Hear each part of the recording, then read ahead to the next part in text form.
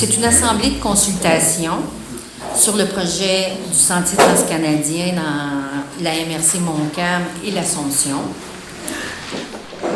L'invitation a été faite pour les gens de chevaux, mais ça pouvait être aussi pour les agriculteurs. Je pense que les invitations ont été faites aussi aux élus municipaux, à des députés, puis des représentants de clubs équestres. La rencontre d'aujourd'hui, c'est une des étapes qui a été franchie jusqu'à maintenant dans, je dirais, le développement du projet. Là, j'aime pas tellement le mot, mais dans l'évolution, en tout cas, d'un projet, d'une idée au départ, qui était en 2005-2006 de vérifier quel était le potentiel pour développer un lien équestre sur le territoire de la région de Lanaudière, en lien évidemment avec vos voisins, soit de la Mauricie du côté est ou des Laurentides du côté ouest. Et à la suite de cette première étude-là, il s'est avéré qu'effectivement, le potentiel était important, intéressant, et qu'il valait la peine d'aller plus loin.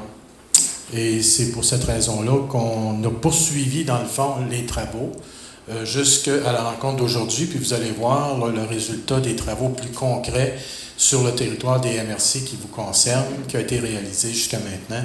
Et vous pourrez aussi, évidemment, apporter vos commentaires et votre propre contribution à la discussion.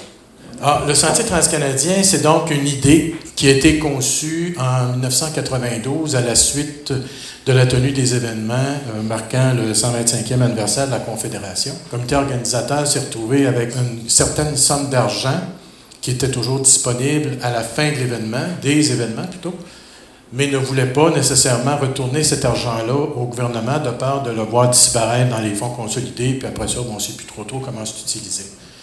Alors, à la suite, donc, de ces événements-là, il y a eu une consultation qui a été faite à travers le pays pour déterminer de quelle façon on pourrait utiliser ces fonds-là dans une perspective rassembleuse et de réaliser un projet autour duquel tout le monde pourrait se rallier facilement. Étonnamment, à la fin de la consultation, ce qui s'est avéré comme étant le projet le plus pertinent et le plus souhaité, qui est revenu le plus souvent à l'opinion publique, c'est la réalisation d'un sentier à usage partagé qui traverserait le pays d'est en ouest, donc qui atteindrait les océans Atlantique et Pacifique. C'était déjà, comme tel, un projet assez considérable qui représentait à peu près 16 500 km de sentier. Par la suite, s'est ajoutée une autre dimension, au sens où il y a des gens qui vivent au nord de notre pays qui ont dit, bien là, nous autres, en principe, on fait partie de votre pays, là, peut-être même que vous devriez nous considérer, puis il y a comme un troisième océan en haut, qui est l'Arctique. Donc, on pourrait avoir un projet qui touche et qui relie les trois océans, Atlantique, Arctique et Pacifique. Et c'est de cette façon-là, finalement, que le projet a été initié. Ce qui fait qu'aujourd'hui, on parle d'un projet potentiel de 23 500 km de sentiers. Dans le cadre d'un axe, évidemment, là, axe est-ouest avec évidemment une bretelle au nord, autour duquel peut se greffer des milliers d'autres kilomètres là, de sentiers sans que nécessairement ils soient reconnu directement par le Sentier transcanadien. Alors, donc, c'est un immense parc récréatif et touristique qui est en voie de développement. Aujourd'hui, je peux vous dire qu'il y a 75% du sentier qui est réalisé et opérationnel à l'échelle nationale, soit à peu près 16 600, 16 700 km de sentier, et que l'objectif est que tout soit relié pour 2017. 2017 étant l'année qui va marquer le 25e anniversaire du lancement, si vous voulez, du projet du Sentier transcanadien. Au Québec, on a développé le concept du Sentier transcanadien. Vous allez voir tantôt, là, puis il y a une autre carte ici, sur deux axes. Pardon. Donc, un premier axe qui est plus dédié aux activités de vélo, de motoneige, qui couvre à peu près 1475 km et qui est réalisé, complété, opérationnel à plus de 95%. Donc, il reste quelques liens à compléter sur cet axe-là. Puis, il y a un deuxième axe qui est celui qui est situé au nord du fleuve et qui vous concerne plus directement, qui est principalement dédié à l'activité équestre, sur lequel il se pratiquera également d'autres activités non motorisées comme soit la marche, le ski de fond durant la période hivernale, qui va ajouter à ce 1460 quelques kilomètres-là un autre 650 à 700 kilomètres entre la région de la capitale, entre les régions des deux capitales nationales. Là. Ça vous donne une idée, c'était à peu près la région de Québec jusqu'à la région de Gatineau. Alors ça, c'est principalement dédié aux activités de randonnée équestre. Le concept est assez simple au fond. C'est qu'au départ, dans le fond, on a créé une organisation au Québec qui s'appelle le Conseil québécois du sentier transcanadien, pour lequel je travaille. Cette organisation-là a comme responsabilité, sous le couvert, je dirais, du sentier transcanadien, disons, national, de planifier et de soutenir la mise en œuvre du sentier transcanadien au Québec. Et au départ, on aurait pu effectivement se contenter du premier axe, l'axe qu'on appelle l'axe sud, mais qui n'est pas nécessairement toujours au sud, et qui part de la région de Dégeley, là, qui est en lien avec le Nouveau-Brunswick, et qui vient aussi dans la région de la capitale nationale, mais en empruntant principalement des corridors vélo-motoneige développés sur les anciennes emprises ferroviaires, qui avaient été récupérées à l'époque, là, fin des années 90, par le gouvernement du Québec. On a pu se contenter de ça, de dire on complète ça, puis c'est réglé, le sentier transcanadien au Québec, c'est fait. Sauf qu'il y a comme 3 activités qui n'auraient pas été vraiment concernées par le sentier transcanadien et qui font partie des 5 activités de base, dont notamment l'activité équestre, le pédestre et le ski de fond. Et là, on a proposé au sentier transcanadien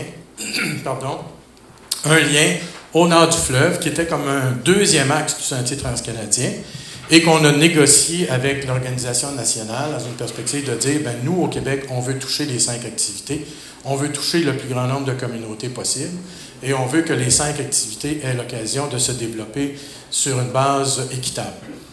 Ça a pris du temps, ça a pris un bon 5 ans avant qu'on puisse finaliser ces discussions-là. Mais au bout de la ligne, ils ont accepté qu'on puisse effectivement implanter un deuxième axe du sentier transcanadien en nous mettant là, un peu de normes là, de dire, bien là, tant que votre principal axe n'est pas fait à 92-93 %, là, vous ne pourrez pas commencer. Ce qui fait qu'on a dû attendre en 2008 pour initier de façon plus officielle l'axe sur lequel on travaille actuellement. Donc, comme vous le voyez, les principales caractéristiques, là, c'est un sentier à usage partagé. Qui touche nécessairement 5 activités, jamais évidemment les 5 activités ensemble sur le même sentier, là, vous avez compris ça. Là. Donc, pour nous, il y a un axe vélo-motoneige qui est plus au sud et un axe équestre pédestre ski de fond qui est beaucoup plus au nord. Alors, qui vise à se développer le plus possible en emprise propre, donc hors du réseau routier, nécessairement pour des questions sécuritaires. Des sentiers aussi qui sont permanents. Évidemment, on est prêt à investir des sous pour aménager les sentiers, les entretenir et tout ça, mais on veut que ce soit de façon permanente. On ne veut pas être obligé de changer de place à tout bout de champ.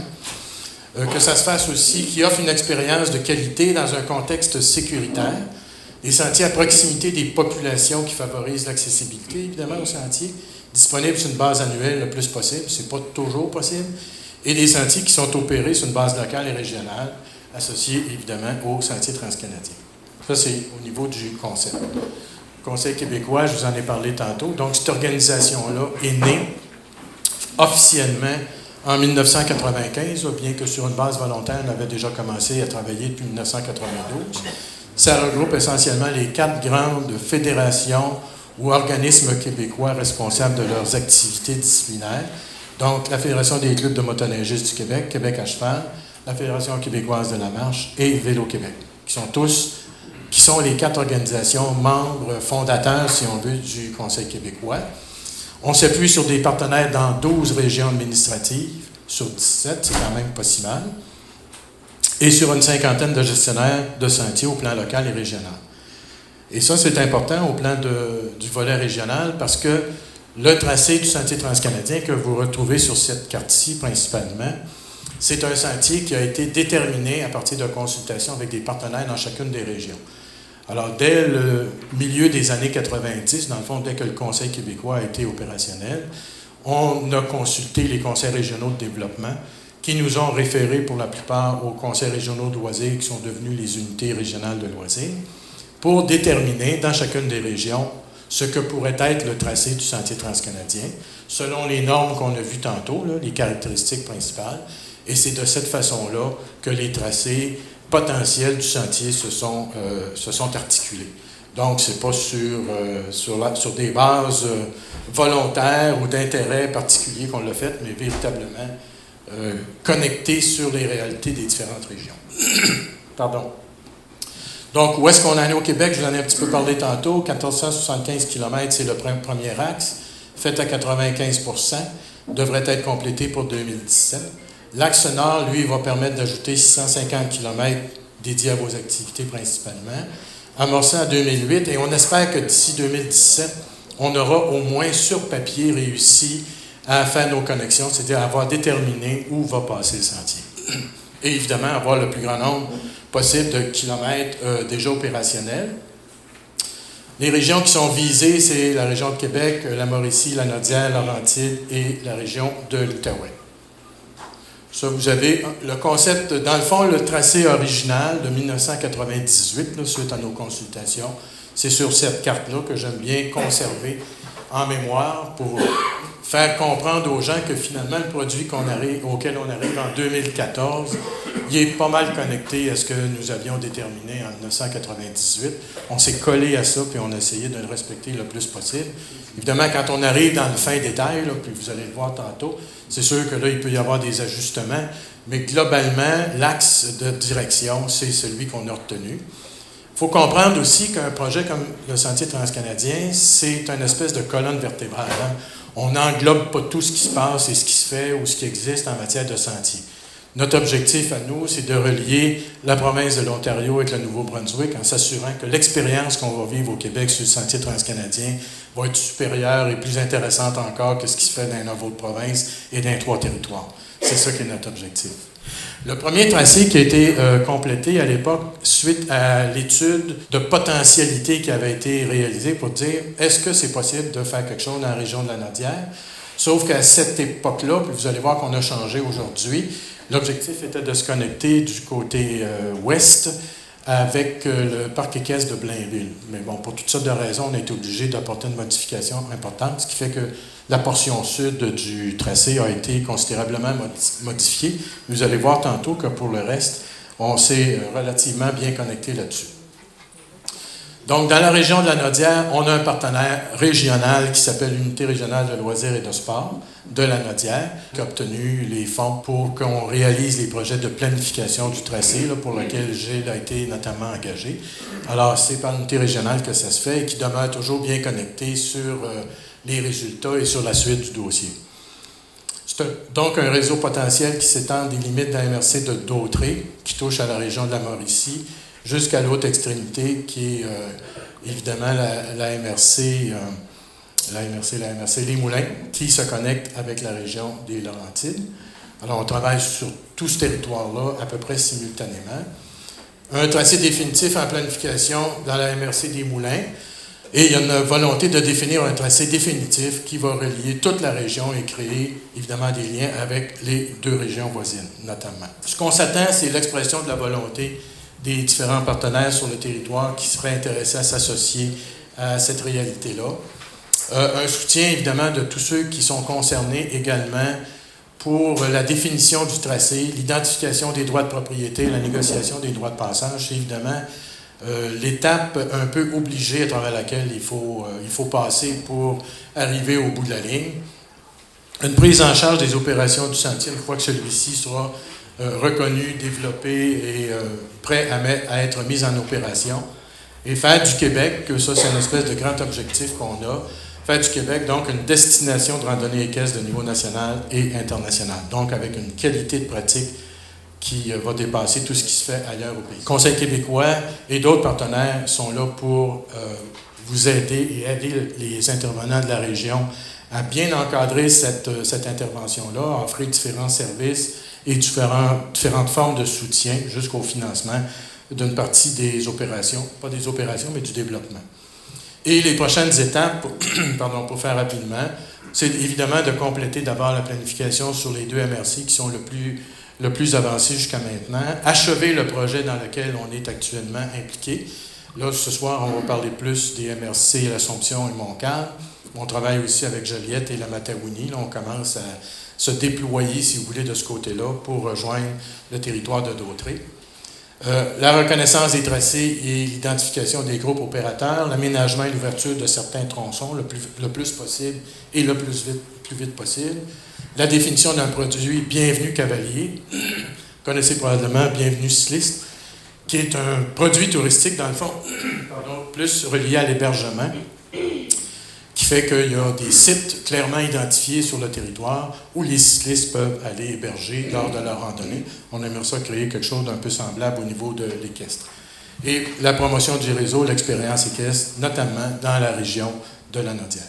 Fait que ça fait un petit peu le tour de la présentation que je voulais faire avec vous, sans prendre tout le temps, parce que je pense que le plus important, c'est de regarder ce qui se fait notamment au niveau de la région, mais ça vous donne quand même une certaine idée de ce qu'est le projet du Sentier transcanadien, du fait que le Québec fera partie d'un immense projet de 23 500 km. Au Québec, il y aura peut-être 2200, 2300 km de sentiers qui vont en faire partie, plus précisément entre 650 et 700 dédiés spécifiquement à l'activité équestre. Et je peux vous dire qu'une fois que ça va être réalisé, c'est absolument clair, net et précis que le Québec disposera de ce qu'il y a de mieux en matière de pratique de moyenne et longue randonnée équestre à travers le pays. Ça, c'est clair pour moi. Il n'y a aucune objection possible là-dessus. Et vous avez ici, là, je ne veux pas faire toute la nomenclature, mais vous avez toute la liste des gestionnaires de sentiers et des sentiers qui sont reliés au Sentier transcanadien actuellement. Et tout ce qui est, évidemment, aussi en voie de développement, toujours avec le même objectif, 2017, pour l'achèvement de tout ça. Merci.